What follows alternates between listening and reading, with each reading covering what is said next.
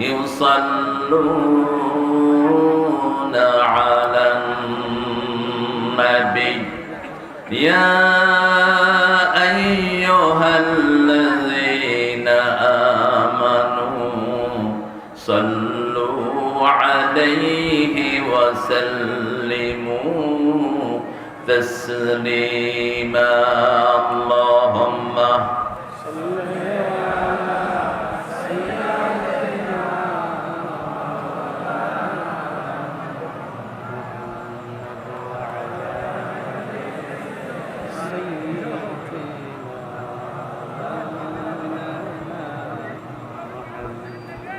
কেমন আছেন আপনারা?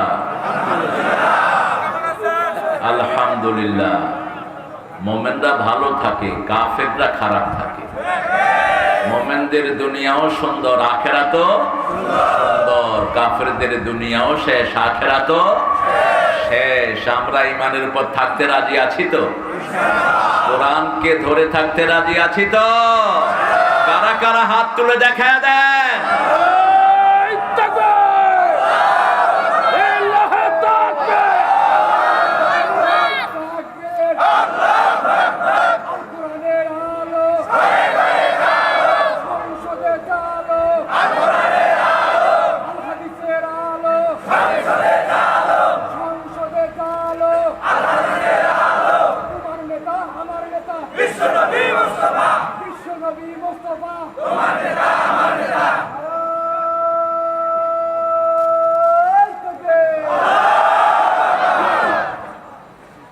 আলহামদুলিল্লাহ। আরো জোরে আলহামদুলিল্লাহ বলেন। আল্লাহু আকবার কাবীরা আলহামদুলিল্লাহি কাসীরা সুবহানাল্লাহি বুকরাতান ওয়া আসীলা সুবহানাল্লাহি ওয়া বিহামদিহি আদাদা খালকিহি ورضا نفسه وزنة عرشه ومداد كلماته لك الحمد بالقرآن لك الحمد بالإسلام لك الحمد بأسمائك ولك سميت به نفسك لك الحمد يا رب كما ينبغي لجلال وجهك وعظيم سلطانك। শেষ দোয়াটার পুরস্কার আল্লাহ নিজ হাতে দিবেন। একজন সাহাবী মসজিদে নববীতে এই দোয়াটা পড়েছেন। রাসূল সাল্লাল্লাহু আলাইহি ওয়াসাল্লামের কাছে জিবরাইল আমিন এসে বলছেন, হে আল্লাহর হাবিব, এই দোয়াটা যে পড়েছে তাকে সুসংবাদ দিন।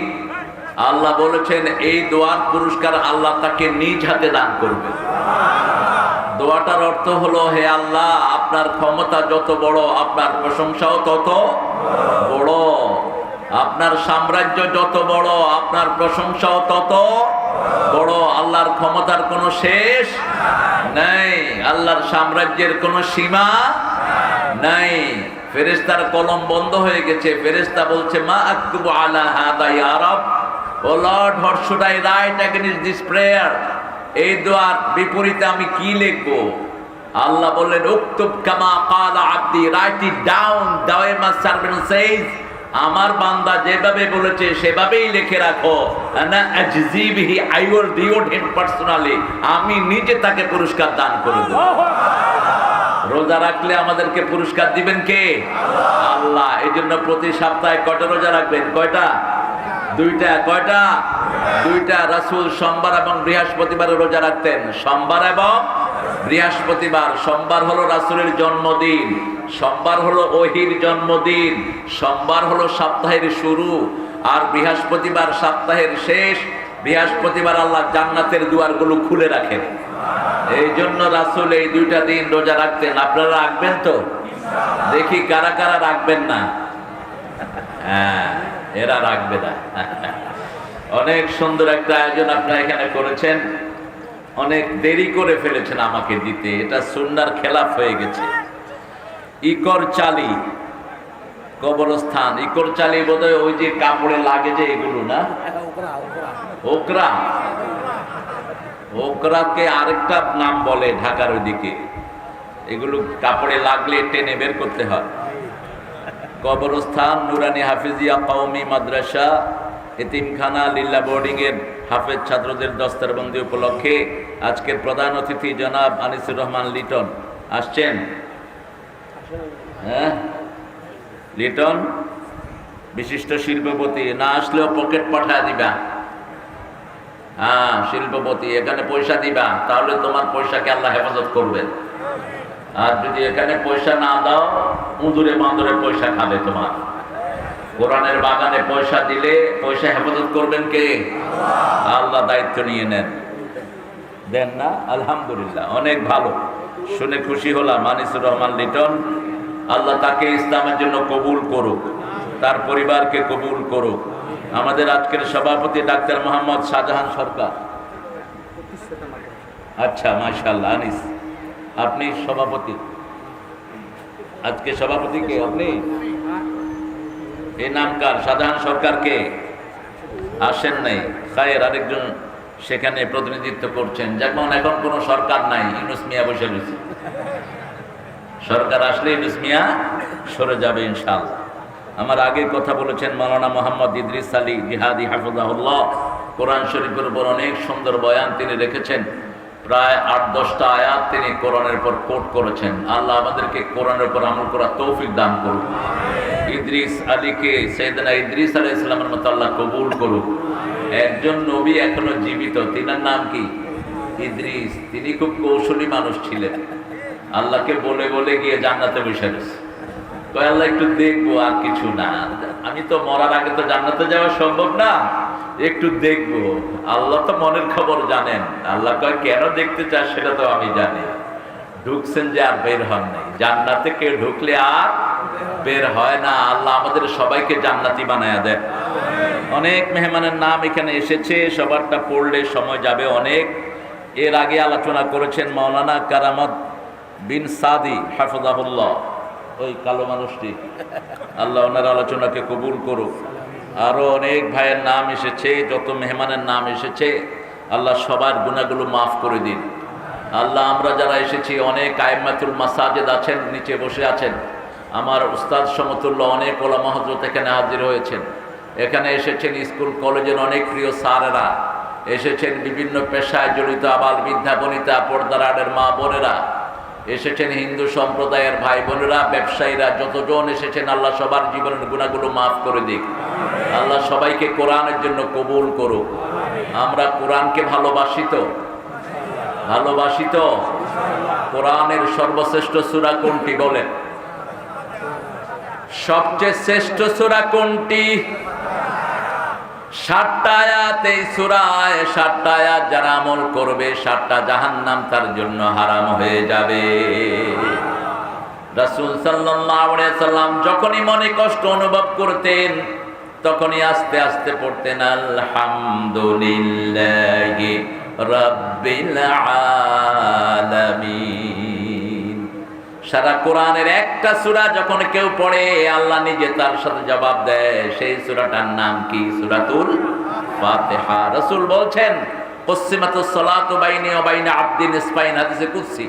আল্লাহ বলছেন আমি বান্দার মধ্যে আর আমার মধ্যে সালাতকে দুই ভাগে ভাগ করে নিয়েছি। কুসিমাতুস সালাতু বাইনি ওয়া বাইনা আবদি নিসফাইন, আমি আমার গোলামের মধ্যে আর আমার মধ্যে দুই ভাগে কোরআনকে ভাগ করে নিয়েছি। এক ভাগ বান্দা পড়বে, আরেক ভাগ আমি আল্লাহ উত্তর দিয়ে দেব। যখনই কেউ পড়ে আলহামদুলিল্লাহি রাব্বিল আলামিন, আল্লাহ বলেন হামিদানি আবদি, আমার গোলাম আমার প্রশংসা করেছে। যখন আমরা পড়ি আর রহমানির রহিম, আল্লাহ বলেন মাজ্জাদানি আবদি, আমার গোলাম আমার বড়ত্ব বর্ণনা করছে। আমরা যখন বলি মালিক ইয়াউমিদ্দিন, আল্লাহ বলেন আসনা আলাইয়া আবদি, আমার গোলাম আমার উপর প্রশংসার ফুল ঝুড়ি দিচ্ছে। আমরা যখন বলি ইয়াকা না'বুদু ওয়া ইয়াকা নাস্তাঈন, আল্লাহ বলেন হাদা বাইনি ওয়া বাইনা আবদি ওয়া আবদি মা সাআল, এটা আমার মধ্যে আমার গোলামের মধ্যে, গোলাম আমার ইবাদত করবে, গোলামের সব প্রয়োজন আমি আল্লাহ পূরণ করে দেব। উত্তর দিচ্ছেন কে? এই জন্য সূরা ফাতিহা কখনো দ্রুত পড়বেন না, দ্রুত পড়া নিষেধ। সূরা ফাতিহা যারা দ্রুত পড়ে তারা আল্লাহর সাথে কথা বলা ভুলে যায়। আপনি যখন কারোর সাথে কথা বলবেন, ওকে তো কথা বলার সময় দিতে হবে, ঠিক না ভাই? যেমন আপনি আমাকে জিজ্ঞেস করলেন আপনি কেমন আছেন, আমি উত্তর দেব আলহামদুলিল্লাহ, আমি কি আছি? ভালো আছি। এরপরে আপনি আবার কথা বলবেন। রাসূল জীবনে কোনোদিন সাল্লাল্লাহু আলাইহি সাল্লাম এক নিঃশ্বাসে সূরা ফাতিহা পড়েন নাই, প্রত্যেক আয়াতে থেমে থেমে পড়তেন। সাহাবায়ে কেরাম বলছেন কখনো এত লম্বা সময় থেমে থাকতেন আমাদের মনে হতো পরের আয়াত রাসূল ভুলেই গিয়েছে। আলহামদুলিল্লাহি রাব্বিল আলামিন আর রহমানির রহিম, লম্বা করে পড়তেন। রাহমাতাল লিল আলামিন। যে কোনো দুঃখে যখন সূরা ফাতিহা পড়বেন সান্ত্বনা দিবেন কে? সূরা ফাতিহা সব রোগের ঔষধ। যত হুজুর যত জিনিস পড়ে ফু দেয়, কোনটা পড়ে ফু দেয়? কিন্তু আস্তে আস্তে পড়ে, যাতে আপনারা টেন না পান। কারণ জোরে পড়লে তো সবাই এটা জানে, বলবে যে হুজুরের কেরামতি জানি, আমি পড়ে আমি ফু দেব। আপনি পড়ে আপনি ফু দিলে সবচেয়ে বেশি সওয়াব। আর যদি ফু লাগে মায়ের কাছ থেকে ফু নিবেন। সারা দুনিয়ার আলেম মিলে ফু দিলে যা না হবে, মা শুধু বিসমিল্লাহ পড়ে ফু দিলে সেটা আল্লাহর কাছে কবুল হয়ে যাবে। বাবা যদি আল্লাহু আকবার বলে ছেলের মাথায় হাত রাখে, সাথে সাথে ওই ছেলের উপর রহমত নাজিল করে দিবেন কে? ঘরে এই দুইজন খুশি, আপনার উপর খুশি কে? এই দুইজন খুশি, জান্নাতের দুইটা দরজা খোলা। আর এই দুইজন বেজার, দুনিয়ার সবাই খুশি, আপনার উপরে জান্নাতের দরজা খোলা হবে না। রাসূল সাল্লাল্লাহু আলাইহি ওয়াসাল্লাম বলতেন, দাদা ওর রাব্বে ফি রিদাইল ওয়ালিদাইন, আল্লাহর খুশির সাথে পিতামাতার খুশি জড়িয়ে থাকে। কখনো বৃদ্ধাশ্রমে পাঠানোর চিন্তা করবেন না। বৃদ্ধাশ্রমে কোনো মুসলমান তার পিতামাতাকে পাঠাতে পারে না। আমাদের এই যে সুন্দর মাদ্রাসা হয়েছে, এটাতে আপনারা খুশি না বেজার? বাচ্চা দিবেন তো?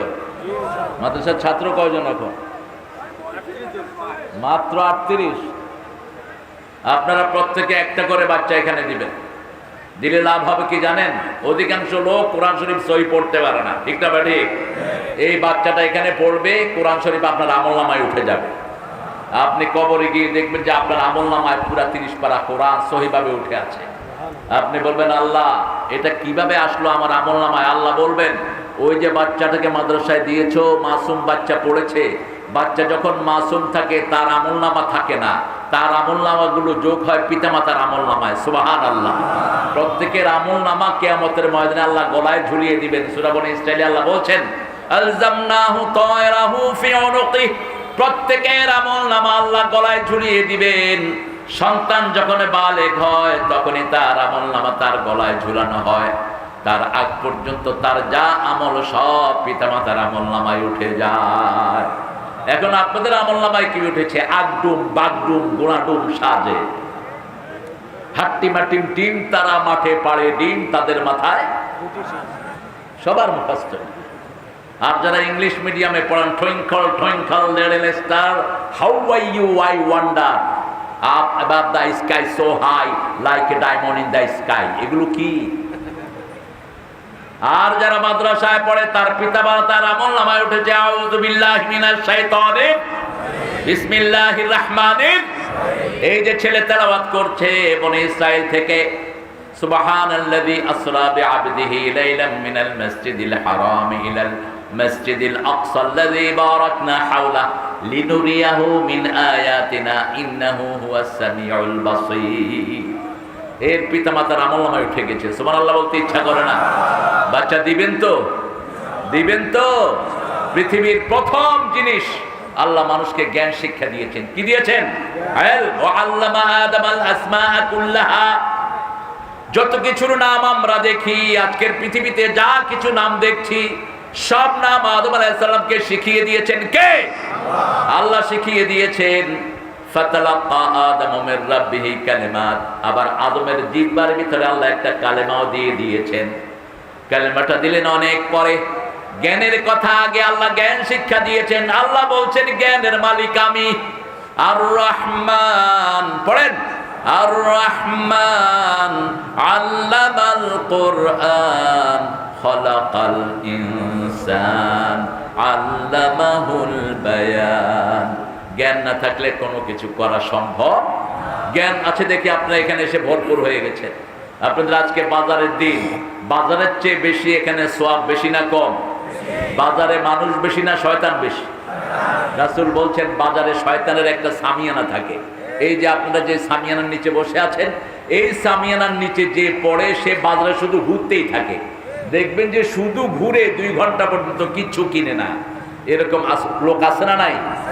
বাজার হলো পৃথিবীর সবচেয়ে নিকৃষ্ট জায়গা, কিন্তু এই বাজারে যারা ঈমানের সাথে থাকতে পারে, আমানতদারিতার সাথে থাকতে পারে, রাসূল সাল্লাল্লাহু আলাইহি ওয়াসাল্লাম বললেন নবীদের সাথে, সিদ্দিকীনদের সাথে তারা জান্নাতি হয়ে যাবে। বাজারে ঈমান রক্ষা করা সহজ না কঠিন? কঠিন, খুব কঠিন। কিন্তু সেখানে যদি ঈমান রক্ষা করতে পারেন, ওজনে ভেজাল না করেন, কাউকে 2 নম্বর জিনিস না দেন, তাহলে আপনার জায়গা হবে নবীদের সাথে আল্লাহর জান্নাতুল ফেরদাউস। এই জন্য বাজারে আমরা যখনই ঢুকবো, আমরা দোয়া পড়ে ঢুকবো, আল্লাহ যাতে আমাদেরকে শয়তান থেকে হেফাজত করে। এলেমের কাছে আসতে হবে। এলেম আল্লাহ রাব্বুল আলামিন দেন। এলেম আছে যেখানে, জ্ঞান আছে, ঈমান আছে সেখানে। ঈমানের সাথে এলেমের দরকার। এজন্য আল্লাহ রাব্বুল আলামিন বলছেন সূরা বাকারার শুরুতে, ওয়াইদা কিলা লাহুম আমিনু কামা আমানান নাস ক্বালু আনুমিনু কামা আমানাস সুফাহা আলা ইন্নাহুম হুমুস সুফাহা ওয়ালাকিন লা ইয়ালামুন। ঈমান আছে যেখানে, জ্ঞান আছে সেখানে। প্রত্যেকটা মুমিন হলো জ্ঞানী। জ্ঞান ছাড়া আমরা আমল করতে পারি না। আমরা জানি ওযুর পরে একটা দোয়া পড়লে আসমানের জান্নাতের সবগুলো দুয়ার আল্লাহ খুলে দেন। এটা জ্ঞান। এটা কি জ্ঞান? সেই দোয়াটা কি? কালেমা আশহাদু আল্লা ইলাহা, যত সবাই জানে। আবার এটা যদি কোনো মায়েরা পড়ে, তাদের জন্য জান্নাতের দরজা খুলে দিবেন কে? আবার মায়েরা যদি 4টা আমল করে, রাসূল সাল্লাল্লাহু আলাইহি ওয়াসাল্লাম বলছেন তাদের জন্য জান্নাতের 8টা দরজাই খোলা হবে। উত্তরবঙ্গের মেয়েরা সবচেয়ে বেশি পরিশ্রমী, আর পুরুষেরা তারপরেও মহিলারা কিলার। আপনারা কিলার না? যে মারছো আজকে গিয়ে পায়ে পড়ে মাপ চাইবা। বিবির গায়ে হাত দিয়েছো, ওই বিবি মাফ না করলে আল্লাহ তোরে মাফ করবে না। মারলি কেন? মেরেছো কেন? বিবি মারার জিনিস না। আল্লাহ 5 বার বলেছেন বিবির সাথে সবচেয়ে সুন্দর ব্যবহার করবা। সূরা নিসার 24 নাম্বার আল্লাহ বলছেন, আশিরুহুন্না বিল মারুফ। You have to show the best behavior with your better half. তোমার বিবির সাথে সবচেয়ে সুন্দর ব্যবহার তুমি করবা।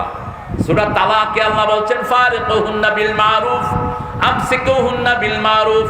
তাকে রাখলে সুন্দর ব্যবহার দিয়ে রাখবা, আর যদি বিদায় করো সুন্দর ব্যবহার দিয়ে বিদায় করবা। আবার সূরা বাকারার ভিতরে বলছেন, মাতাআন বিল মারুফ হাক্কান বিল মারুফ। যা কিছু দিবা সবচেয়ে সুন্দর জিনিসটা দিবা। আল্লাহু আকবার। সবচেয়ে সুন্দর জিনিসটা বিবিকে দিবেন।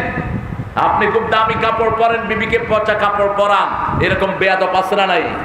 আপনি খুব লাক্সারি বেডে থাকেন, বিবি থাকে উল্টাপাল্টা জায়গাতে। বিশেষ করে ডাবল বিয়ে যারা করে তারা এই কাজটা করে বেশি। রাসূল বলছেন ডাবল বিয়ে যারা করে আর 2 বিবির মধ্যে সম্মতা রক্ষা করে না, কিয়ামতের ময়দানে এরা এক অঙ্গ হারায়া উঠবে। এক চোখ থাকবে না, এক পা থাকবে না, এক হাত থাকবে না, অর্ধাঙ্গিনী হয়ে কিয়ামতের ময়দানে উঠবে।